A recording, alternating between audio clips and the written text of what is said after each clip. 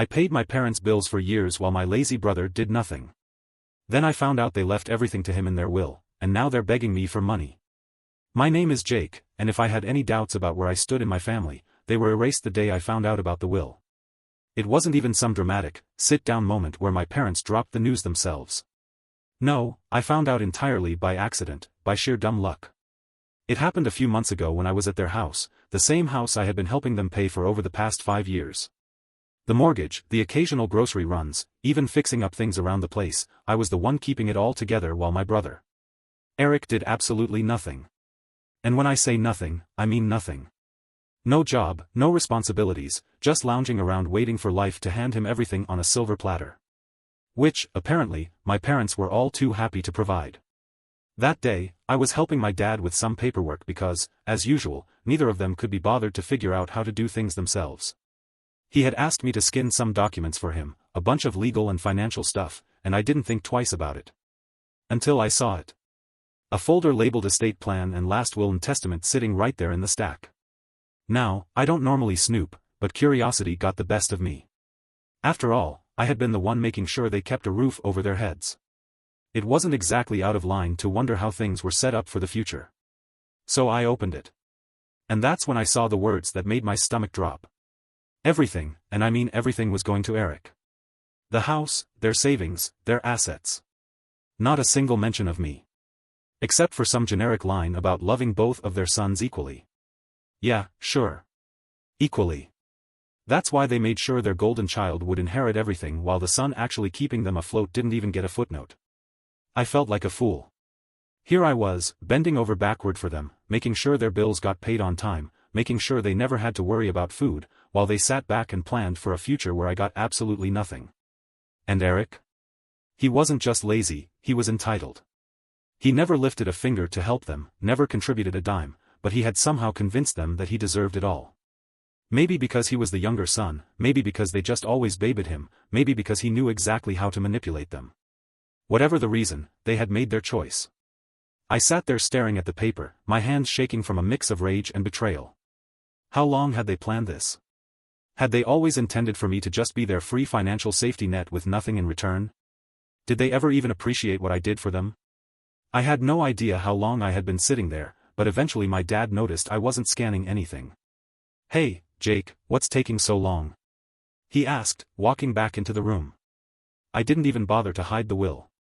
I held it up and looked him dead in the eye. "So this is how it is," I said, my voice unnervingly calm. "Everything to Eric? After everything I've done for you?" My dad's face went pale for a second, but then he sighed, like I was some little kid throwing a tantrum. "Jake. It's not what you think." "Really?" I snapped. "Because it looks pretty damn clear to me. I've been paying your mortgage, helping with groceries, fixing the house up while Eric does nothing, and you still decided he's the only one who matters."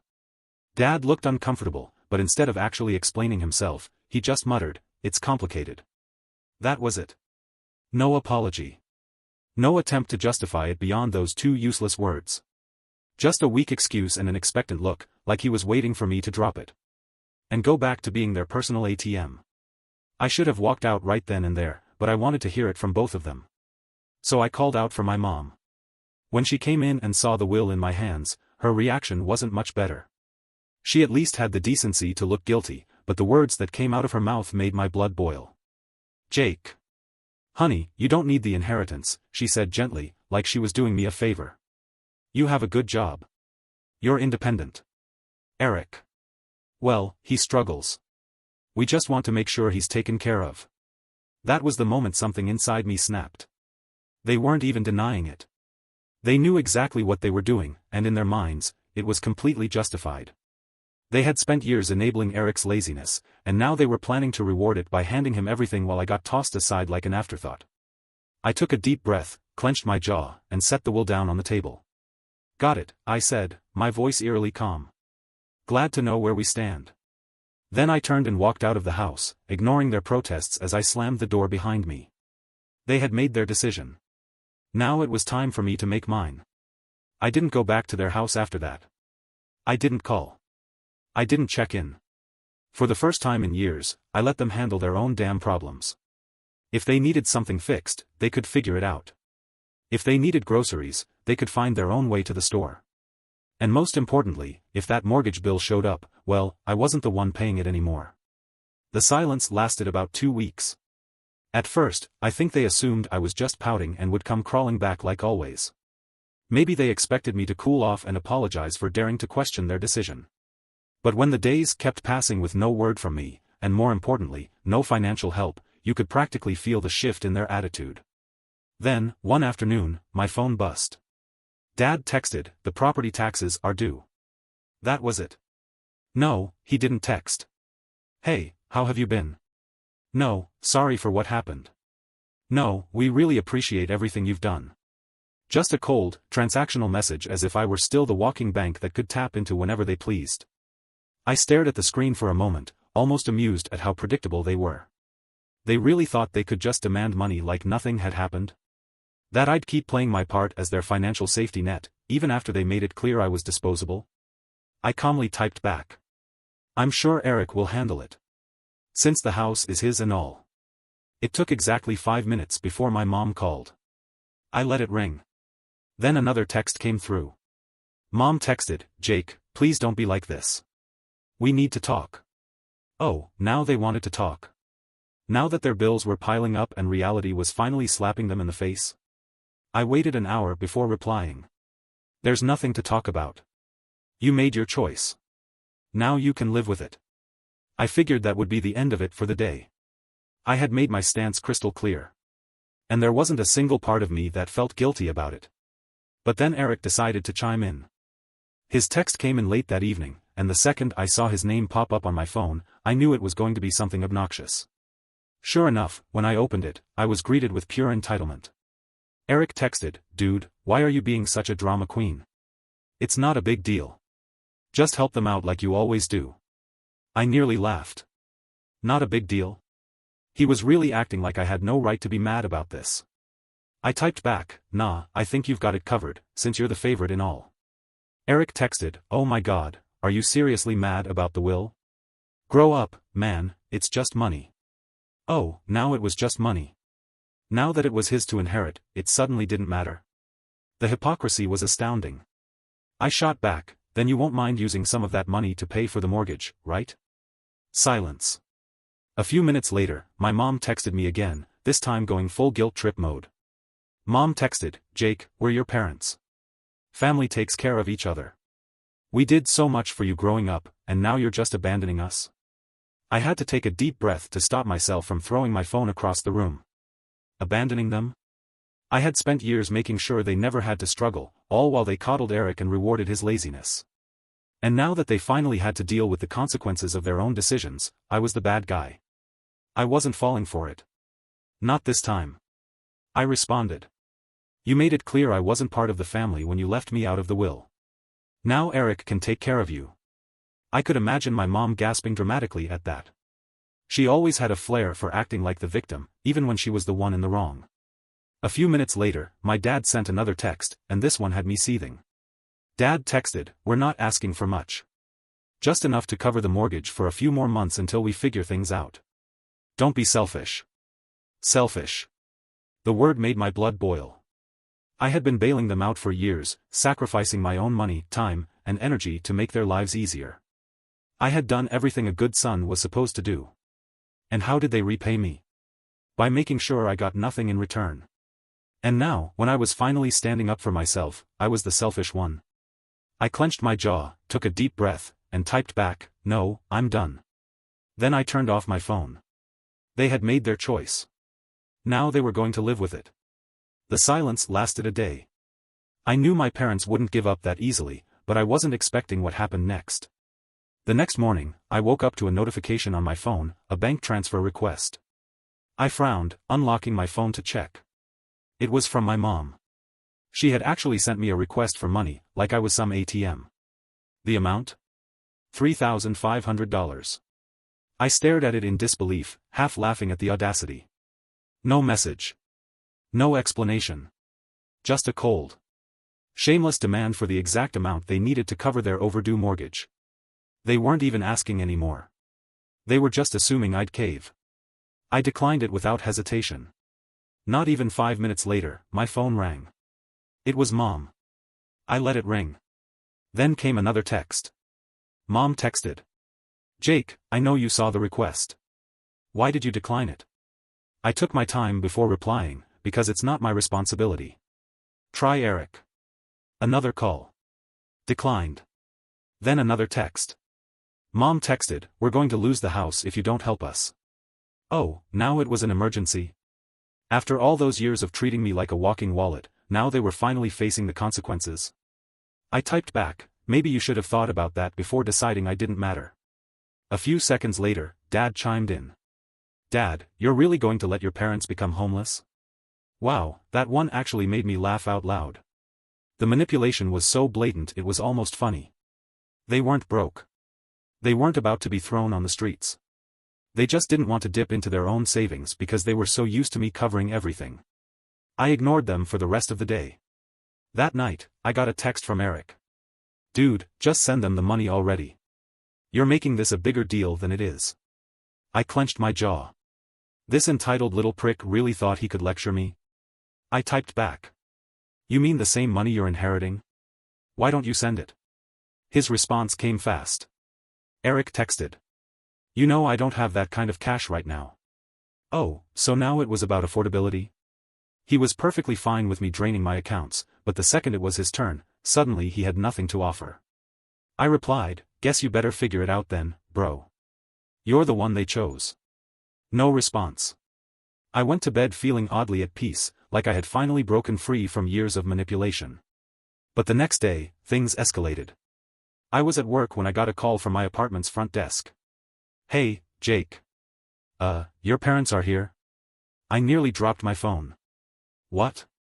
She hesitated before adding, they're saying it's an emergency and that you won't answer their calls. Oh. My. God. They showed up at my apartment just because I stopped paying their bills? I took a deep breath, pinching the bridge of my nose. Please don't let them up. I'm not expecting them. There was an awkward pause. Oh. They're being kind of pushy. I clenched my jaw. I don't care. They can leave. I hung up and immediately got a text from Mom. We're downstairs. Opened the door. No question. No explanation. Just another demand. I didn't reply. Another text from Mom. Jake, we're not leaving until you talk to us. I exhaled sharply, standing up from my desk. They weren't going to back down. Fine. I was about to teach them a lesson they wouldn't forget. I grabbed my keys and stormed downstairs, my blood boiling. I wasn't scared. I was furious. The sheer audacity of these people to show up at my home, uninvited. Demanding money like I was their personal ATM. Not even a phone call first. Not even a half-hearted apology. Just a full-on ambush. They really thought they could just corner me into submission like I was some naive kid. I yanked the door open. And there they were, Mom, Dad, and, of course, Eric, all standing in a tight little formation like they were about to stage a family intervention. Mom had her arms crossed. Her classic disappointed mother looked locked and loaded. Dad was standing stiff. Hands in his pockets. His expression a mix of frustration and entitlement, like he couldn't believe I was actually making him do this in person. And Eric?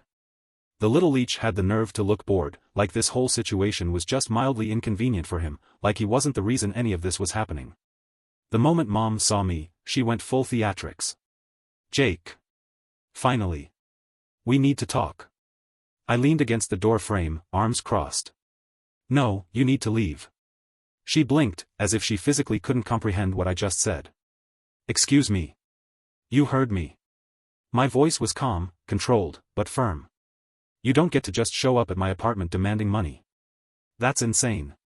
Dad let out a sharp scoff. Are you really going to let us lose the house over a petty grudge? I let out a cold laugh. Petty grudge? Oh, you mean the one where you decided I was good enough to pay your bills but not good enough to be in your will? That grudge. Mom gasped, clutching her chest like I had just slapped her. Jake, that's not fair. We only did what we thought was best for the family. I tilted my head. Best for the family? You mean best for Eric? Just say it. Silence. A long, heavy silence. Eric, who had been weirdly quiet up until now, finally spoke up. Look, man, I don't even want to be involved in this. I didn't ask for anything. I turned to him, finally letting loose. No, you just sit back and take everything that's handed to you. You're 28 years old, Eric. Get a damn job. His face turned red. Dude, what the hell? I took a step closer. You heard me. You want to inherit the house? Start acting like a homeowner. You want to be the golden child? Start paying their damn bills. I'm done being your personal bank. Eric looked away, suddenly very interested in the pavement. Mom took a deep breath, recalibrating her guilt trip. Jake, he's your brother. I nodded. Yep, and I've supported him longer than you ever have. Dad's face darkened. You're being selfish. I laughed. A real, genuine laugh. Oh, that's rich coming from you. I gestured between them. You two decided that Eric deserved everything, and I deserved nothing. And now that it's time to pay the price for that choice, you're trying to manipulate me into fixing it for you. Not happening. Mom's voice sharpened. We thought you'd be mature about this. I raised an eyebrow. Mature? You mean, quietly accept that I was betrayed and keep paying your bills? Because let's be real. That's what you wanted. Det stepped forward, trying to loom over me like he used to when I was a kid. Jake, we raised you. We fed you, clothed you, gave you everything. The least you can do is help us now. I looked him dead in the eye. I already did. For years. And you repaid me by cutting me out. Mom's lip trembled. We thought you'd understand. I exhaled, shaking my head. Oh, I understand perfectly. I understand that I was never family to you. Just a paycheck. Silence again. A suffocating, undeniable silence. I turned to Eric, who was still pretending to be invisible. And you, what's your excuse? You had years to grow up, to get your life together, to contribute. But you didn't, because you knew they'd take care of you. And when they're gone, you just expected me to step in, huh? Eric finally snapped. What do you want me to say, man? I didn't ask for this. I nodded slowly. Right, you didn't ask. You just benefited. His mouth opened, then closed. Nothing. He had nothing. Mom tried one last guilt trip. Jake. We're family. Family takes care of each other. I stared at her for a long moment before answering exactly. So why didn't you take care of me? She froze. No words. No comeback. Nothing. I let out a slow breath, feeling lighter than I had in years. We're done here. I turned and walked back inside, closing the door behind me. Before I even made it back to my couch, my phone buzzed. A new text from Dad. Wow, after everything we've done for you, you're really going to abandon us? I smirked, typing back. No, you abandoned me. I'm just finally accepting it. I hit send. Then I blocked their numbers. But I had no idea that blocking them was only going to make things worse. It didn't take long for things to spiral out of control. Less than a day after I blocked them, I started seeing posts on Facebook. My parents had never been the most tech-savvy. But they sure knew how to air their grievances online, especially when they were feeling self-righteous. At first, I thought it was just my parents being dramatic. I mean, that was their go-to move, airing out family drama for everyone to see, but the longer I scrolled through their feeds, the more I realized this wasn't just about me not helping with bills anymore. The posts were disguised as family love, but they were thinly veiled shots at me. Mom had posted something about how she didn't raise her son to be so selfish. And how true family helps each other no matter what. A few of her friends commented along the lines of how I was a disappointment and so out of touch with what really matters. Then, Dad chimed in with his own post. So-called families should never turn their back when you need them most. We gave everything to our children, and this is how we're repaid. My son, who should be helping us in our golden years, has chosen to abandon us. He tagged me, adding a passive-aggressive, I hope you're happy at the end of it. But the real kicker came from Eric. I should have known he'd get in on the drama. He shared a post that was brimming with falsehoods. Some people think that family is just about money. They don't understand that family is about love and sacrifice. I'd do anything for my parents, but some people just don't get that. They're too wrapped up in themselves to realize that true love is about helping those who raised you. He even threw in a disguised jab at me. I wish some people could learn what it really means to be family. I love my parents. And I'm grateful for everything they've done. That was it. That was my breaking point. I sat there, staring at the screen in disbelief. How had it gotten to this point? They turned this entire situation around, made me the villain, the selfish son who wasn't willing to support his sacrificial parents, the son who didn't appreciate all the love they gave me over the years. How could they? I had always been the one who worked hard, the one who contributed, the one who never complained. I had to swallow the fact that, somehow, they had convinced themselves they were in the right, and now, they were telling everyone that I was the problem. I didn't want to react immediately. I took a step back, collected my thoughts, and waited for a few hours. I wanted to make sure I didn't just rush into something out of anger, but the more I thought about it, the more I realized that I couldn't let them get away with this. If they were going to drag my name through the mud, I was going to set the record straight. So I pulled out my phone, and I started typing. I opened my own Facebook account. The one I kept for close friends and real family, and I posted a lengthy update. I wasn't interested in playing their game. I didn't want to get bogged down in petty back and forths. What I wanted to do was tell the truth. Here's what I wrote. I know I've been quiet for the past couple of days, but I can't stay quiet any longer. My family has been sharing a lot of things online about me that are simply not true. They've portrayed me as the villain, the selfish one who refuses to help my parents in their time of need. I'm here to set the record straight. I've always helped my family. From the moment I could get a job, I've been the one helping with bills, paying for groceries, and supporting them in every way I could. But there comes a point where you can't keep giving without being respected. Over the years, I've watched my parents favor Eric, giving him everything: the house, the money, the attention. Meanwhile, I was expected to just keep giving, without ever being considered as equal. I'm sure some of you might be reading this and thinking, well, that's just how family works. But here's the truth: family should be a two-way street. When I found out that my parents left everything to Eric and their will, I realized how one-sided this entire relationship had been. They didn't even consider me, not even for a moment. They've made it clear that I'm just the one that can count on when things get rough, but never the one they actually want around unless it's convenient for them. For years, I've been the one funding their lifestyle. I've paid for vacations, chipped in for bills, and even helped out with things like the house taxes. And for what?